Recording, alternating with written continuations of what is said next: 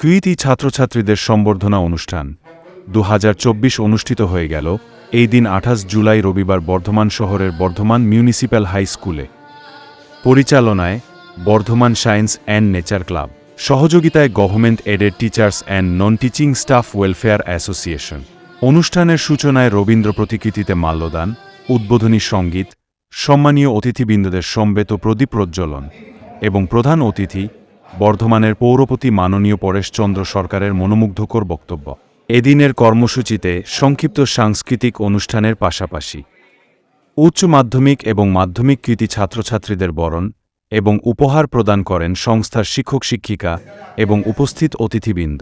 দরিদ্র মেধাবী ছাত্রীকে পোশাক এবং বই কেনার জন্য 5,000 টাকা অনুদান দেওয়া হয় এদিনের অনুষ্ঠানে। পরিবেশ সুরক্ষা স্বার্থে প্রত্যেক ছাত্রছাত্রীকে একটি করে বৃক্ষ চারা প্রদান করা হয়। অনুষ্ঠানে উপস্থিত আমন্ত্রিত অতিথিবৃন্দদের মধ্যে ছিলেন বর্ধমান পৌরসভার পৌরপতি শ্রী পরেশচন্দ্র সরকার, জাতীয় শিক্ষক ড. সুভাষ চন্দ্র দত্ত, প্রধান শিক্ষক মহিতোষ বিশ্বাস, প্রধান শিক্ষক নিখিল কুমার খা প্রমুখ। অনুষ্ঠানে উপস্থিত সকল আমন্ত্রিত অতিথি এবং সাংবাদিক বন্ধুদের সম্বর্ধনা দেওয়া হয় সংস্থার পক্ষ থেকে। সমাজসেবা, পরিবেশ সংরক্ষণ এবং সমাজের ভবিষ্যৎ যারা, সেই ছাত্রছাত্রীদের পাশে থাকার লক্ষ্য নিয়ে গঠিত বর্ধমান সায়েন্স অ্যান্ড নেচার ক্লাবের আজকের অনুষ্ঠান সত্যিই প্রশংসার দাবি রাখে।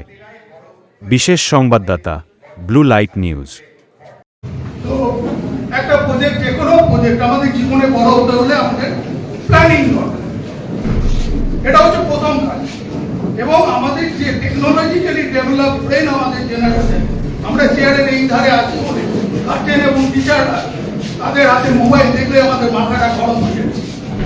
যদি ছেলে হয় বাবার সঙ্গে ছেলের এখন 82 বছর বয়সেও সকাল 8টা থেকে রাত্রি 11টা পর্যন্ত এত অবৈধ নির্মাণ আর এত পুকুর ভরা, প্রতিদিন পুরসভায় গেলে সারাদিন ওর পেছনে দৌড়তে ভালো কাজ করার যে সময়টা দেওয়া দরকার ছিল, ভালো ভাববার মতো যে সময় দরকার ছিল, সেই সময়টার অভাব হয়েছে। মানুষ জানি না কেন এত বেশি লোভ হয়ে গেল। বর্তমানে শহর এখন 5 থেকে 6 লক্ষ মানুষ বাস করে।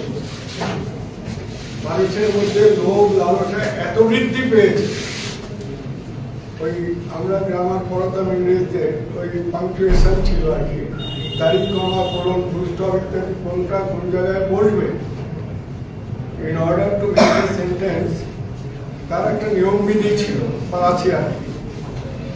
এখন বাক্য তৈরি করতে গেলে তো ওগুলো ঠিক মতো বসাতে হয়, কোথায় কমা বসবে, কোথায় কোলন বসবে, কোথায় সেমিকোলন বসবে, কোথায় ফুল স্টপ বসবে ইত্যাদি।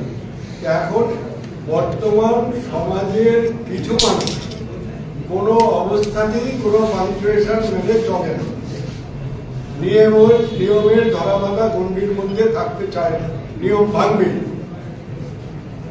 বেআইনি নির্মাণ করতে নোটিশ দিলাম, আবার 7 দিন পরে চুপচাপ থেকে আবার একটু করে আরম্ভ করবে, আবার ফোকাস করা হলো, কদিন বন্ধ করবে, আবার করছে। লোক বৃদ্ধি, লোক 6 কাঠা 8 কাঠা যদি এটা ডোবা কোথাও পায়, ভরাট করলে 8 কাঠা জায়গার দাম 25-30 লক্ষ টাকা কাঠা হিসাবে 2 কোটি টাকা। কাজে 1 কোটি 2 কোটি টাকা পড়ে আছে বিনা রিটার্নে, ভরাট করতে লেগে পড়ছে। এই যে গোটা বর্তমান শহর জুড়ে যারা এটা করছে, আমার খুব কষ্ট হয় ভাবতে, এবং কোথাও ভাঙতেও হয়। ইতিমধ্যেই 3টে বাড়ি আমরা ভেঙে দিয়েছি গত 1 মাসের মধ্যে, এ মাসেও 4-5টা ভাঙা হবে। একজন লোক একটা বাড়ি তৈরি করে, সেই সুন্দর তৈরি করা বাড়িটা ভাঙতে গেলে কিন্তু কষ্ট হবে, কিন্তু উপায় নেই। কেন মানুষের এত লোভ হবে? সরকারি জায়গা দখল করে বাড়ি করবে, বেআইনি জায়গায় বেআইনি প্ল্যান না নিয়ে বা নিয়ম নীতি না মেনে বাড়ি করবে, পুকুর ভরাট করবে। এক শ্রেণীর মানুষের মধ্যে এই যে দুষ্কৃতি দৌরাত্ম গোটা সমাজকে গ্রাস করতে আরম্ভ করেছে। দুষ্কৃতি দৌরাত্মই বলবে।